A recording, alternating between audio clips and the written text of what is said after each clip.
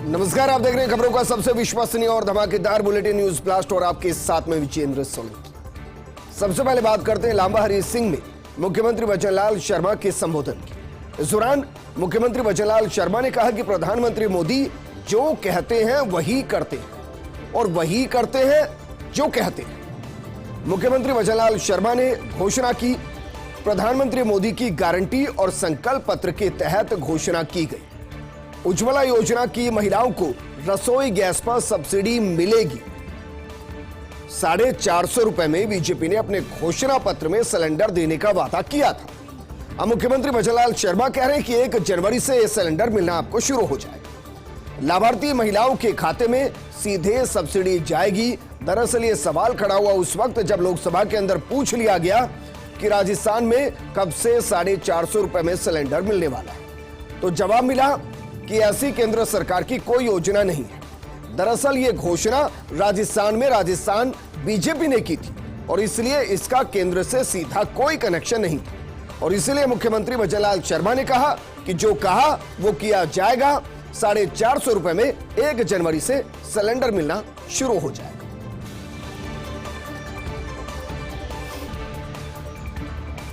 Muslim league Jammu and Kashmir पर प्रतिबंध लगाया गया है। गृह मंत्री अमित शाह ने एक्स पर पोस्ट कर जानकारी दी।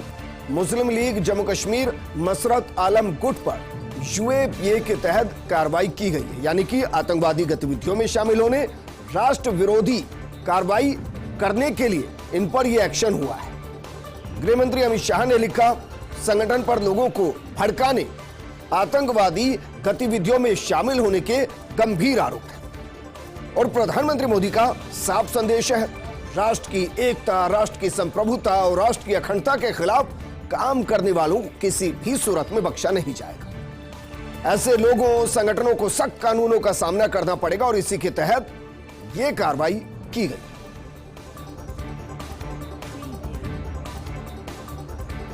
और बात करते हैं संसदीय क्षेत्र कोटा बूंदी के प्रवास पर लोकसभा अध्यक्ष ओम बिरला। दरअसल गुरुवार सुबह 10:30 बजे वो अपने संसदीय क्षेत्र पहुंचेंगे।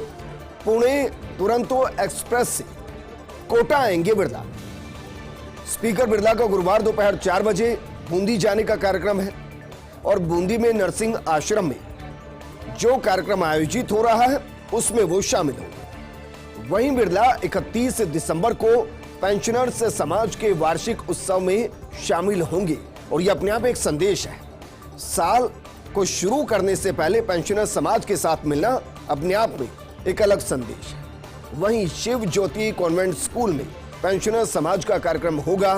दोपहर 1 बजे बैरवा दिवस महाकुंभ में स्पीकर बिरला शिरकत करेंगे, वहां जाएंगे, शामिल होंगे। कार्यक्रम में deputy CM doctor Premchand Bairwa के आने की भी पूरी संभावना है। वहीं शाम 5 बजे बैरवा दिवस सम्मान समारोह में बिरला शामिल होंगे।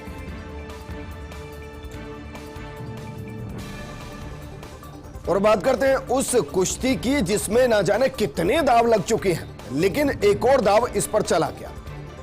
WFI यानी कि रेसलिंग फेडरेशन ऑफ इंडिया के मामले में 3 सदस्यों की कमेटी का गठन किया गया। भारतीय ओलंपिक संघ ने यह कमेटी बनाई है। भूपेंद्र सिंह बाजवा को कमेटी का अध्यक्ष बना दिया गया है, जबकि MM सौम्या और मंजूषा कंवर को इसका सदस्य बनाया गया है।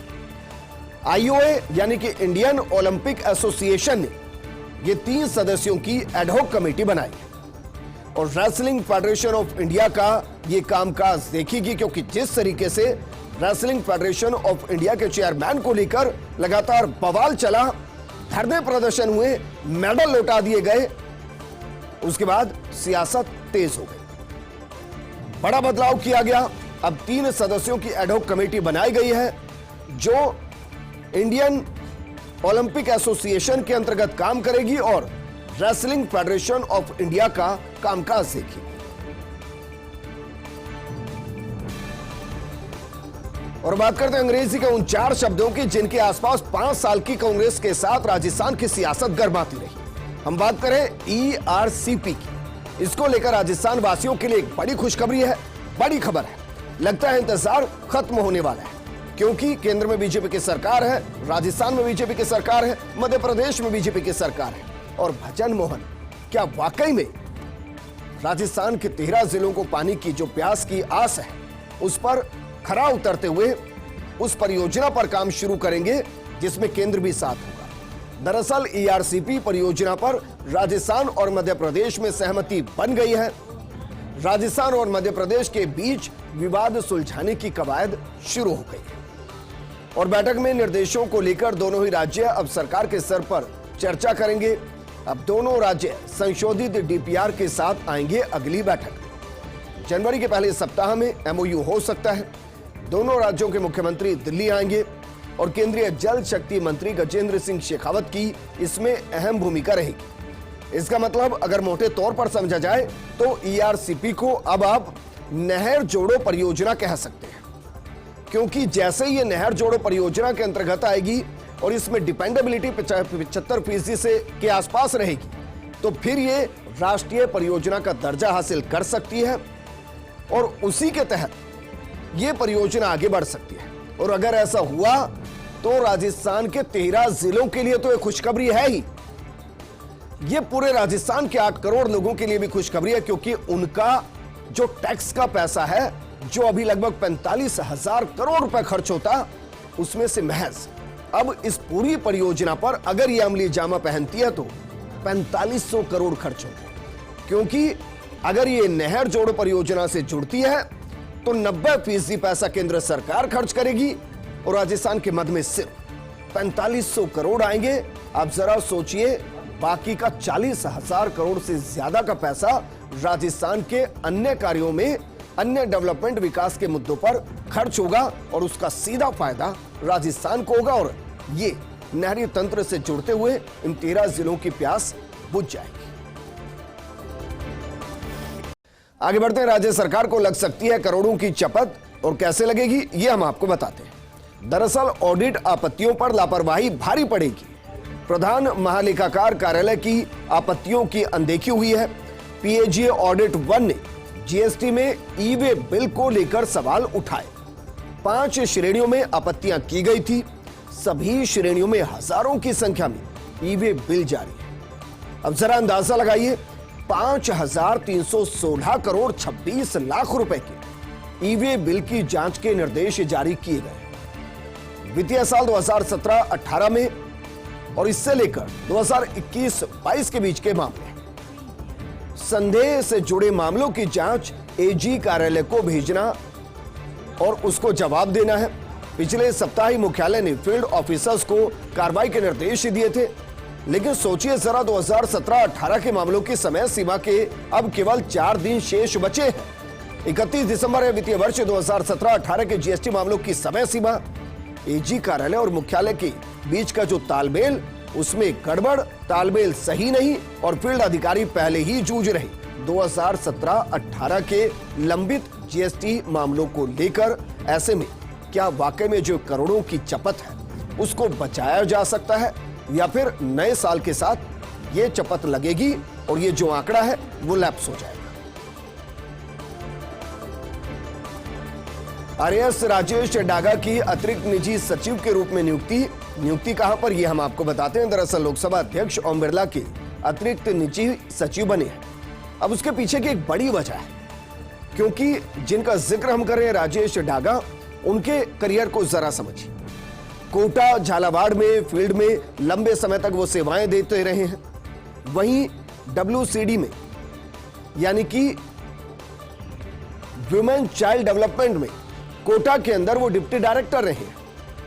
म्युनिसिपल कमिश्नर कोटा में वो डिप्टी कमिश्नर के तौर पर काम कर चुके हैं।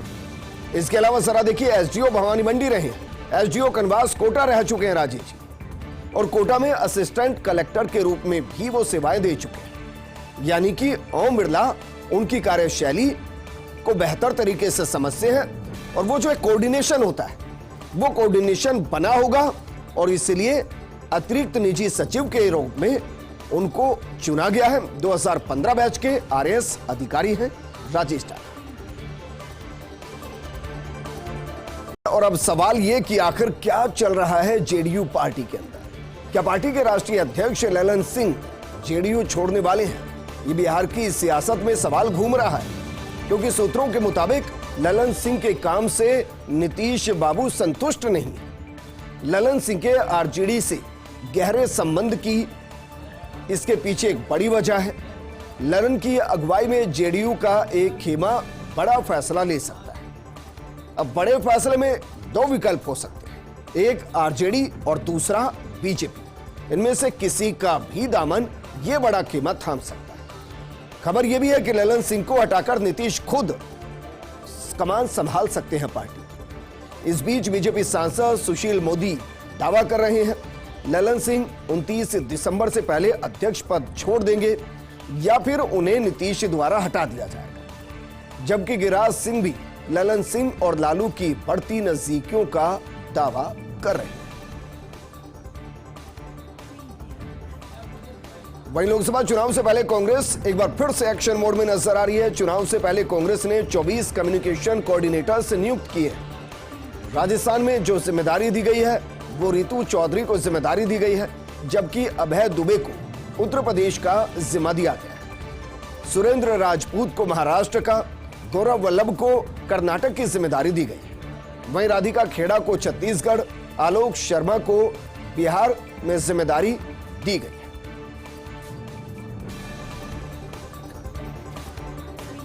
अब जरा कुछ अंतर्राष्ट्रीय बातें करते हैं। स्मिता पंत होंगी उज्बेकिस्तान में भारत की अगली राजदूत। भारतीय विदेश सेवा की 2001 बैच की अधिकारी हैं स्मिता पंत। वर्तमान में विदेश मंत्रालय में संयुक्त सचिव के रूप में वो काम कर रही हैं, जिम्मेदारी संभाल रही हैं। मनीष प्रभात की जगह लेंगी आईएफएस स्मिता पंत, और स्मिता पंत के जल्द ही कार्यभार संभालने की उम्मीद लगाई जा रही है। वहीं हेमंत कोटालवार होंगे फिनलैंड में भारत के अगले राजदूत। भारतीय विदेश सेवा के 1996 बैच के अधिकारी हैं हेमंत एच कोटालवार। वर्तमान में चेक गणराज्य में भारत के राजदूत हैं हेमंत कोटालवार। हेमंत कोटालवार के जल्द ही कार्यभार संभालने की उम्मीद है। और बात करते हैं केंद्रीय मंत्री रामदास अठावले की। वैसे तो वो अपनी टिप्पणियों के लिए हमेशा ही चर्चाओं में रहते हैं, लेकिन इस बार उनके निशाने पर रहे राहुल गांधी। राहुल गांधी पर निशाना साधते हुए अठावले ने कहा, राहुल गांधी ने भारत जोड़ो यात्रा की थी, लेकिन उनका लक्ष्य देश को एकजुट करना नहीं बल्कि उसे तोड़ना था, क्योंकि कांग्रेस पार्टी ने हमेशा भारत को तोड़ने में अहम भूमिका निभाई। सालों के शासन के बाद भी उन्होंने भारत को एक साथ रखने के लिए काम नहीं किया। अब 14 जनवरी से एक बार फिर से एक यात्रा की शुरुआत करने जा रहे हैं राहुल गांधी, और राहुल गांधी की भारत न्याय यात्रा 14 जनवरी से 20 मार्च तक चलने वाली है।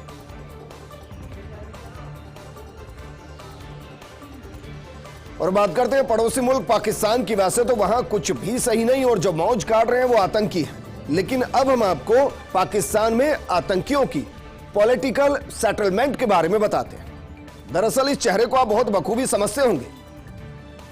पाकिस्तान में आप चुनाव लड़ रही है हाफिज सईद की पार्टी, जो हिंदुस्तान का दुश्मन नंबर 1 है। मुंबई में 26/11 के आतंकी हमले का यही चेहरा मास्टरमाइंड है। इसका नाम हाफिज सईद।